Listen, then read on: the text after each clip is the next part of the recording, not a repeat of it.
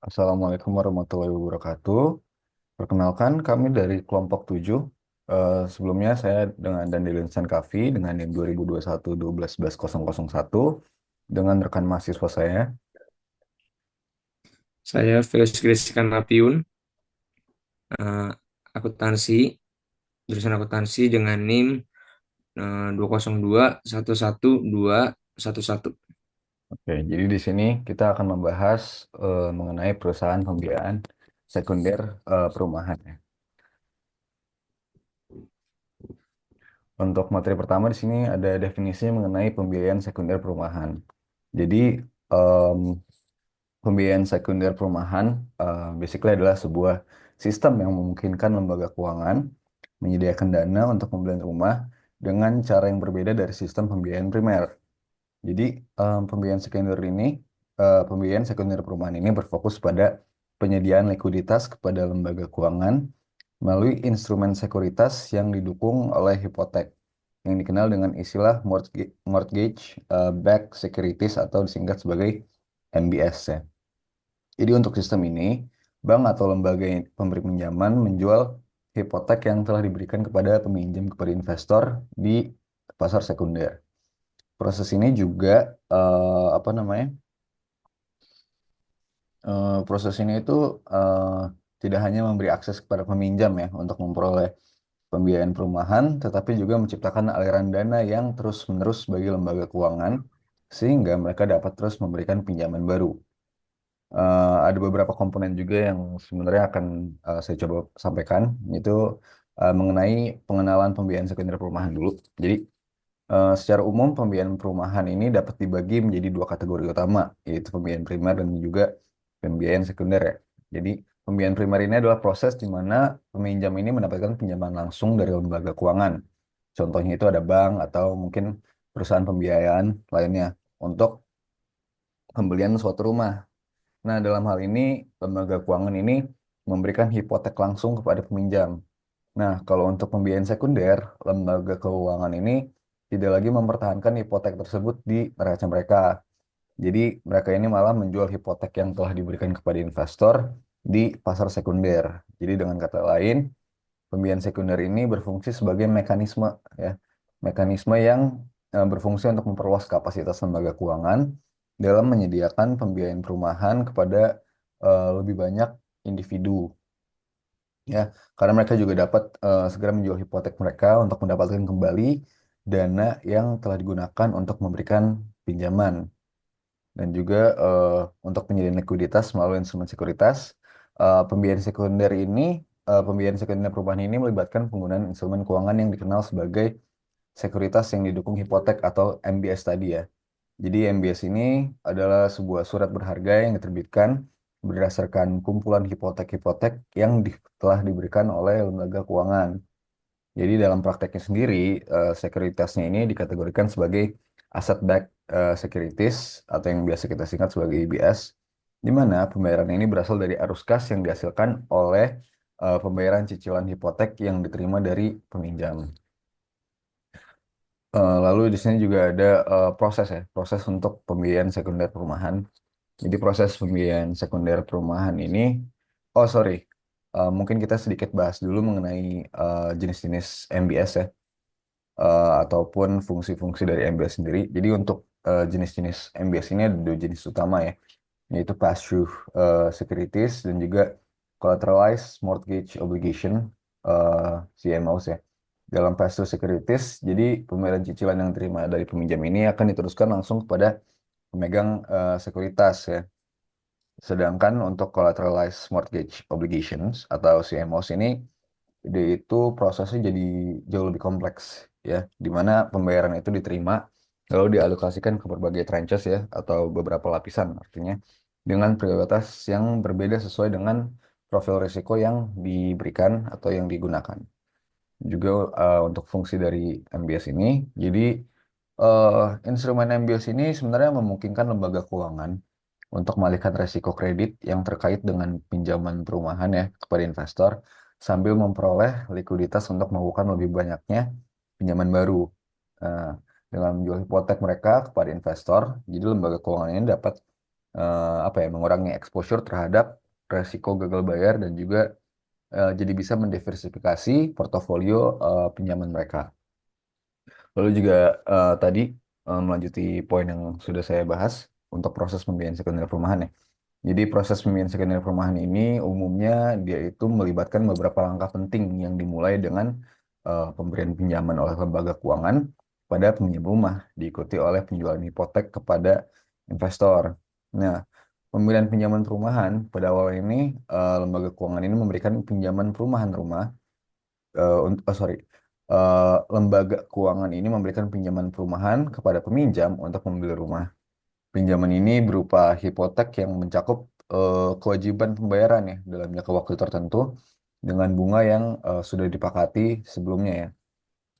Lalu juga penjualan hipotek ke pasar sekunder ini setelah hipotek diberikan, lembaga keuangan dapat menjual portofolio hipotek mereka ke pasar sekunder melalui lembaga yang disebut sebagai pengumpulan hipotek atau yang biasa disebut sebagai mortgage aggregators ya.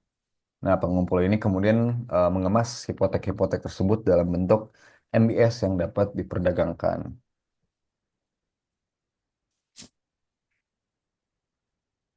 Lalu untuk penjualan MBS ke investor ini dijual kepada berbagai investor ya, baik institusi keuangan, dana pensiun, perusahaan asuransi, maupun investor individu yang ingin berinvestasi dalam instrumen yang menawarkan imbal hasil yang lebih tinggi. Jadi investor ini menerima pembayaran berdasarkan cicilan hipotek yang dilakukan oleh peminjam rumah, yang termasuk juga seperti bunga dan juga pokok pinjaman ya. Nah, sekarang juga akan sedikit membahas mengenai penggunaan likuiditas ya untuk pembiayaan baru. Jadi setelah menjual hipotek dalam bentuk MBS, lembaga keuangan ini memperoleh kembali dana nih untuk kemudian dapat digunakan untuk bisa memberikan pinjaman baru kepada peminjam lain yang ingin membeli rumah ya. Dengan demikian, aliran dana dalam sistem pembiayaan perumahan dapat terus berputar. Jadi dia itu berfungsi untuk memperluas kapasitas kreditnya dan menciptakan lebih banyak peluang nih untuk melakukan pembiayaan rumah. Di sini juga ada resiko ya, eh, resiko pembiayaan sekunder perumahan. Jadi memang terdapat banyak manfaat ya dari eh, pembiayaan sekunder perumahan ini ya. Cuman ada beberapa resiko-resiko juga yang saya rasa harus kita ketahui. Beberapanya itu seperti resiko kredit, resiko pasar, dan juga resiko likuiditas. Jadi resiko kredit ini sebenarnya adalah salah satu tantangan utama ya dalam pembiayaan sekunder perumahan. Jadi jika peminjam gagal membayar cicilan mereka, aliran kas yang diharapkan oleh investor dari MBS ini ya akan terganggu. Jadi lembaga keuangan ini eh, harus sangat memastikan ya bahwa mereka melakukan penilaian kredit yang tepat untuk memberikan pinjaman untuk bisa mengurangi kemungkinan gagal bayar. Lalu untuk bagian risiko pasar sendiri, nilai MBS ini sistemnya dia ini dapat berfluktuasi ya. Jadi tergantung pada perubahan suku bunga dan kondisi pasar ya. Jika suku bunga naik, ya pembayaran hipotek yang lebih tinggi juga dapat mempengaruhi nilai dari MBS ini sendiri. Kalau suku bunga turun, resiko prepayment, ya. Prepayment ini adalah ini ya apa pelunasan lebih cepat dari peminjam. Jadi kalau suku bunganya turun, risiko prepayment dapat mengurangi imbal hasil yang diharapkan oleh investor. Lalu juga untuk risiko likuiditas ya. Meskipun pembiayaan sekunder perumahan ini menyediakan likuiditas bagi lembaga keuangan dalam kondisi pasar yang buruk, MBS juga bisa menjadi kurang liquid lah dan sulit untuk dijual kembali. Artinya ini juga dapat mempengaruhi kemampuan lembaga keuangan untuk memperoleh dana dengan cepat. Jadi pada intinya untuk definisi pembiayaan sekunder perumahan ini ya, eh, pembiayaan sekunder perumahan ini memainkan peran yang sangat penting dalam sistem keuangan global yang apa ya dengan menyediakan likuiditas yang memungkinkan lembaga keuangan untuk bisa terus memberikan pembiayaan perumahan kepada masyarakat. Dengan menggunakan instrumen MBS, pasar sekunder ini dapat membantu memperluas akses ya ke pembiayaan perumahan dan memberikan peluang investasi yang menguntungkan. Namun sama seperti instrumen keuangan lainnya ya, pembiayaan sekunder perumahan ini juga mengandung risiko yang harus dikelola dengan hati-hati. Jadi pemahaman yang mendalam eh, tentang struktur dan juga dinamika dari pasar sekunder ini sangat penting ya untuk para pelaku industri, investor, dan juga yang pasti pembuat kebijakan dalam menciptakan sistem berkelanjutan, pembiayaan perumahan yang berkelanjutan dan juga stabil. Eh, Langsung masuk ke poin setelahnya ya. Jadi di sini membahas mengenai peran perusahaan pembiayaan sekunder ya. Jadi di sini ada 3 poin ya, yaitu meningkatkan aksesibilitas, artinya yang membantu masyarakat memiliki rumah dengan menyediakan berbagai produk pinjaman, meningkatkan likuiditas pasar ya, yang artinya memungkinkan lembaga keuangan untuk menjual hipotek dan mendapat kembali likuiditas untuk memberikan pinjaman baru. Ini juga ada diversifikasi resiko ya, jadi dapat membantu kita perannya untuk melakukan diversifikasi terhadap resiko ya. Jadi artinya mengurangi risiko dengan menjual portofolio hipotek kepada investor dan memperkuat stabilitas keuangan lembaga. Ya. Jadi untuk meningkatkan aksesibilitas ini, ya, ada cara perusahaan pembiayaan sekunder ya. Contohnya ini ada penyediaan produk pinjaman yang beragam. Ya. Perusahaan pembiayaan sekunder menyediakan berbagai produk pinjaman yang dapat disesuaikan dengan kebutuhan peminjam ya. Dalam dasar perumahan primer, lembaga keuangan mungkin menghadapi keterbatasan dana dan juga kapasitas untuk memberikan pinjaman dalam jumlah besar. Ya, namun melalui pasar sekunder, lembaga keuangan dapat mengalihkan resiko dan juga menjual hipotek kepada investor, sehingga memperoleh dana yang dapat digunakan untuk memberikan lebih banyak pinjaman kepada masyarakat. Lalu juga ada eh ya, lalu juga untuk poin selanjutnya itu meningkatkan akses eh, kepada rumah bagi masyarakat ya atau likuiditas pasar. Sini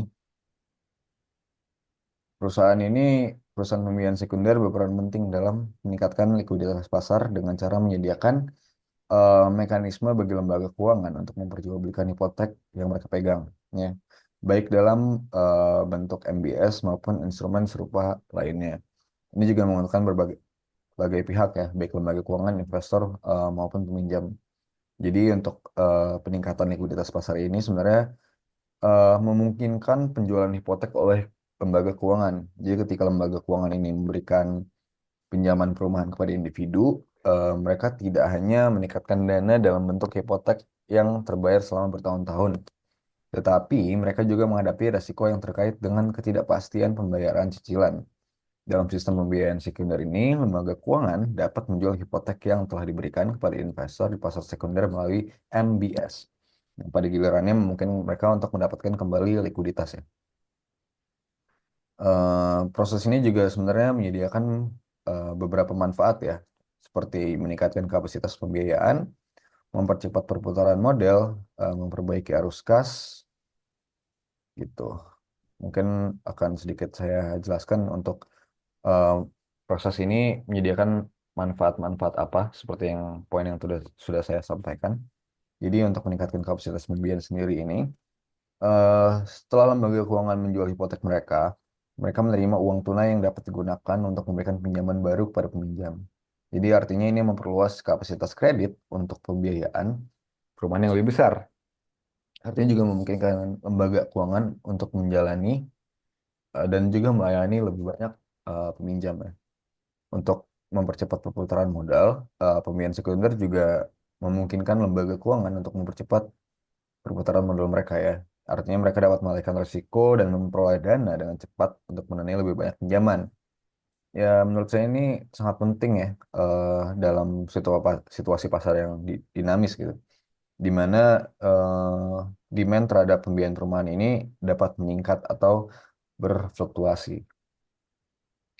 Dan untuk perbaikan arus kas sendiri, ya dalam jangka pendek perusahaan pembiayaan sekunder meningkatkan arus kas bagi lembaga keuangan ya, yang memungkinkan mereka untuk mengelola operasi mereka dengan lebih efisien. Artinya ini juga memungkinkan lembaga keuangan untuk mengurangi ketergantungan pada sumber pendanaan eksternal ya, seperti pinjaman antar bank atau pinjaman dari bank sentral. Lalu untuk diversifikasi resiko ya. Eh, jadi mungkin sedikit dibahas mengenai diversifikasi resiko ya. Diversifikasi resiko ini adalah salah satu keuntungan utama yang ditawarkan oleh sistem pembiayaan sekunder perumahan. Artinya dengan menjual portofolio hipotek kepada investor di pasar sekunder, lembaga keuangan ini dapat mengurangi exposure mereka terhadap resiko kredit dan juga pasar, yang dapat membantu memperkuat stabilitas keuangan mereka. Ada juga eh, artinya kita dapat mengurangi resiko kredit ya, ketika lembaga keuangan ini memberikan pinjaman perumahan untuk menghadapi risiko bahwa peminjam mungkin gagal membayar cicilan mereka, yang dapat menyebabkan kerugian pastinya ya, kerugian yang besar. Dan dengan menjual portofolio hipotek pada investor melalui instrumen seperti MBS, lembaga keuangan ini dapat memindahkan sebagian besar risiko kredit kepada pembeli MBS. Artinya hal ini memberikan perlindungan ya, perlindungan kepada lembaga keuangan dari potensi kerugian yang disebabkan oleh gagal bayar. Lalu juga dapat berfungsi untuk mendistribusikan risiko kepada investor ya. Dengan menjual hipotek ke pasar sekunder ya dalam bentuk MBS, lembaga keuangan juga dapat mendistribusikan risiko kepada banyak investor yang dapat memilih tingkat risiko yang sesuai dengan profil investasi mereka. Misalnya beberapa MBS memiliki tranche yang lebih aman dengan prioritas pembayaran yang lebih tinggi. Sementara yang lain mungkin lebih apa ya, lebih beresiko ya, tetapi menawarkan imbal hasil yang lebih tinggi. Hal ini artinya memungkinkan lembaga keuangan untuk menawarkan pinjaman kepada lebih banyak individu gitu, tanpa terpapar secara langsung pada risiko gagal. Ya, jadi pada intinya untuk slide ini ya, eh, peran perusahaan pembiayaan sekunder ya, perusahaan pembiayaan sekunder perumahan ini pada intinya memiliki peran yang saya rasa sangat penting dalam menciptakan sistem keuangan yang lebih lebih inklusif ya, lebih liquid dan juga yang pasti lebih stabil. Karena dapat meningkatkan aksesibilitas pembiayaan perumahan dengan menyediakan berbagai produk ya, berbagai produk pinjaman eh, yang dapat disesuaikan dengan kebutuhan peminjam. Dan selain itu juga dapat meningkatkan likuiditas pasar dengan memungkinkan lembaga keuangan untuk bisa menjual ya, menjual hipotek dan juga memperoleh kembali dana untuk memberikan pinjaman lebih lanjut. Dan yang terakhir juga mereka berperan dalam diversifikasi resiko ya. Diversifikasi resiko dengan mengurangi exposure lembaga keuangan terhadap resiko kredit dan juga distribusi resiko kepada investor. Jadi pada intinya melalui peran-peran tersebut ya, perusahaan pembiayaan sekunder ini tidak hanya mendukung lembaga keuangan, tetapi juga memberikan manfaat yang signifikan bagi masyarakat dan pasar perumahan secara keseluruhan.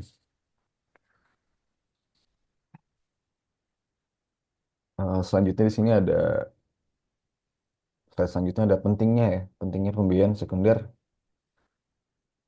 Oke, jadi pada intinya pembiayaan sekunder ini rumah pembiayaan sekunder perumahan ini memainkan peran yang sangat krusial dalam menciptakan ekosistem keuangan yang lebih inklusif ya, efisien dan juga stabil sesuai yang sudah tadi saya sampaikan, terutama dalam sektor perumahan ya.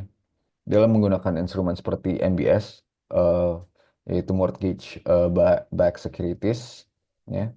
Sistem ini sebenarnya menyediakan mekanisme yang memungkinkan lembaga keuangan untuk menjual hipotek mereka dan mendapatkan kembali likuiditas yang kemudian digunakan untuk memberikan pinjaman baru.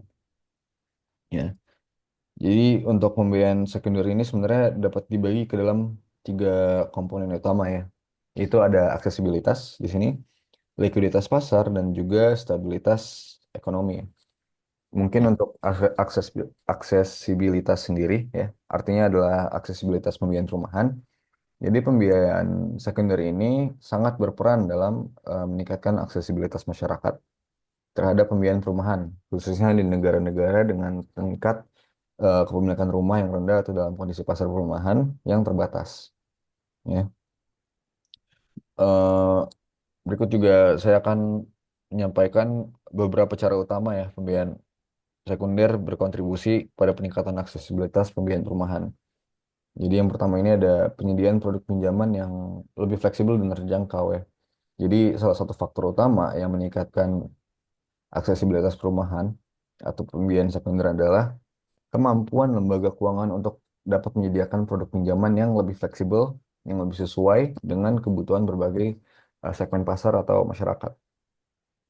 Artinya dalam sistem pembiayaan primer, lembaga keuangan mungkin terbatas ya dalam hal dana yang tersedia untuk memberikan rumah. Namun melalui pasar sekunder ini mereka dapat menjual portofolio hipotek mereka kepada investor sehingga memperoleh likuiditas yang dapat digunakan untuk memberikan lebih banyak pinjaman ya. Ada juga beberapa produk pinjaman itu seperti pinjaman dengan suku bunga, pinjaman untuk segmen masyarakat yang lebih luas, lalu ada pinjaman dengan jangka waktu yang lebih fleksibel. Di sini juga ada em, berfungsi untuk memperluas kepemilikan rumah di negara dengan tingkat kepemilikan yang rendah nih artinya. Ya, jadi di negara-negara dengan tingkat kepemilikan rumah yang rendah seperti negara berkembang atau negara yang sedang mengalami transformasi ekonomi, eh, saya rasa pemain sekunder ini memiliki dampak yang cukup besar ya dalam memfasilitasi kepemilikan rumah. Karena sistem ini memungkinkan masyarakat yang sebelumnya tidak mampu membeli rumah, baik karena keterbatasan pendapatan atau akses kredit yang terbatas, untuk bisa memperoleh pembiayaan perumahan. Jadi karena itulah pembiayaan sekunder tidak hanya bermanfaat untuk individu yang sudah mapan secara finansial, tetapi juga untuk mereka yang berada di segmen pasar ya yang lebih rendah gitu. Artinya ini dapat mempercepat pencapaian kepemilikan rumah yang lebih merata di suatu negara. Di sini juga pembiayaan sekunder ini penting untuk meningkatkan likuiditas pasar ya. Likuiditas pasar perumahan ini menjadi salah satu faktor penting dalam efisiensi pasar properti dan juga pembiayaan sekunder berperan besar dalam meningkatkan likuiditas pasar ini ya.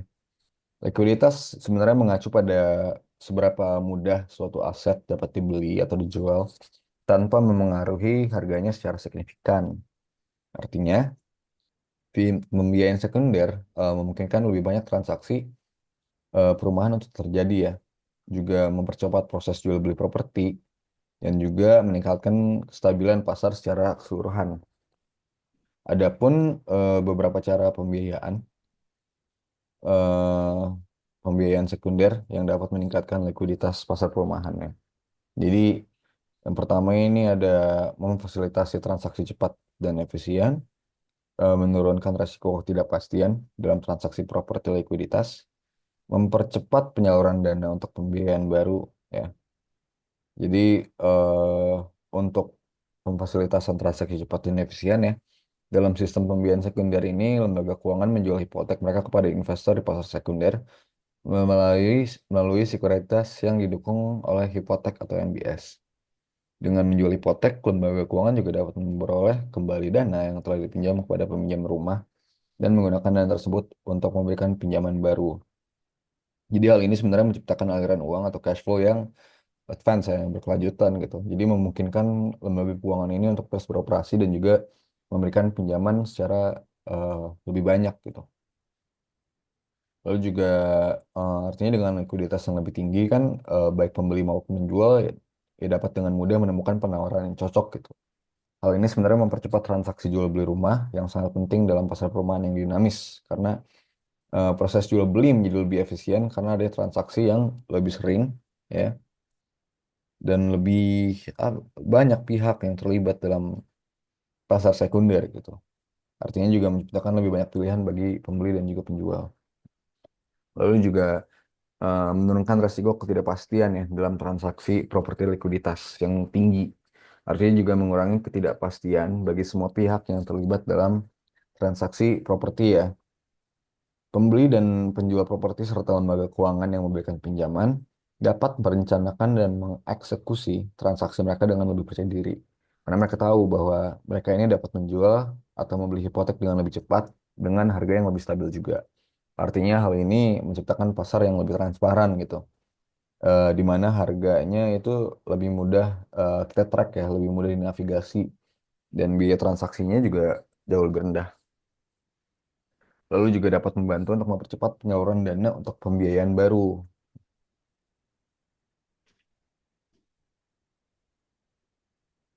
ya, mempercepat penyaluran dana untuk pembiayaan baru. Jadi pembiayaan sekunder memastikan bahwa lembaga keuangan ini memiliki akses cepat ke dana yang dibutuhkan untuk memberikan lebih banyak pinjaman rumah kepada masyarakat. Dengan menjual hipotek kepada investor, lembaga keuangan tidak hanya memperoleh likuiditas, tapi juga mempercepat aliran dana dalam sistem pembiayaan perumahan.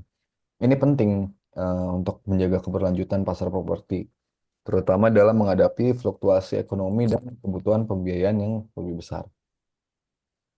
Lalu juga mengenai stabilitas ekonomi, ya, pembiayaan sekunder perumahan juga memainkan peran yang sangat penting dalam stabilitas ekonomi, terutama dalam sektor perumahan yang sering menjadi indikator kesehatan ekonomi suatu negara. Pasar perumahan yang stabil berkontribusi pada pertumbuhan ekonomi secara keseluruhan, dan pembiayaan sekunder memiliki dampak besar dalam menjaga stabilitas tersebut dengan menciptakan aliran dana yang konsisten dengan dan mengurangi dampak dari fluktuasi ekonomi. Eh,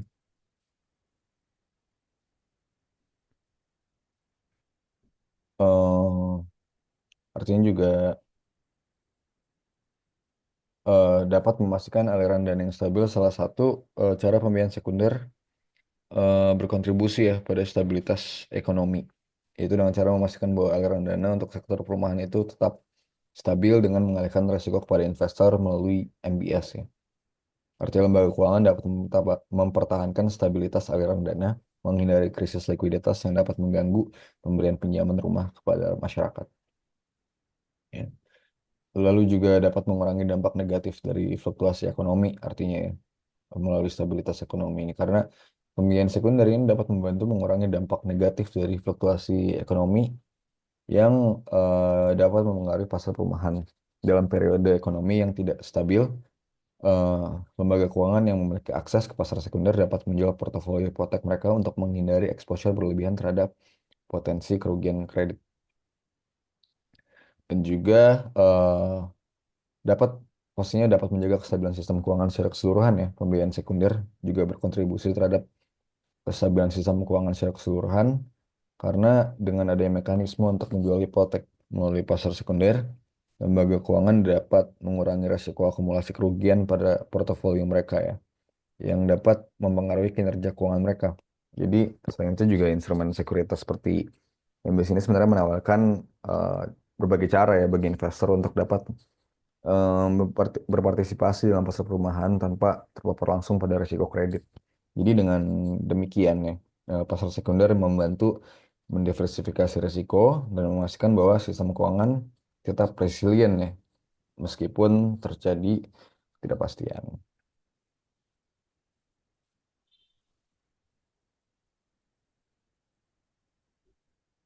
Berikutnya ini ada slide mengenai mekanisme dari pembiayaan sekunder sendiri. Berhubung Zoom-nya sudah mau habis, eh, akan saya akhiri dulu, nanti dilanjut oleh video selanjutnya, part 2-nya. Oke, terima kasih.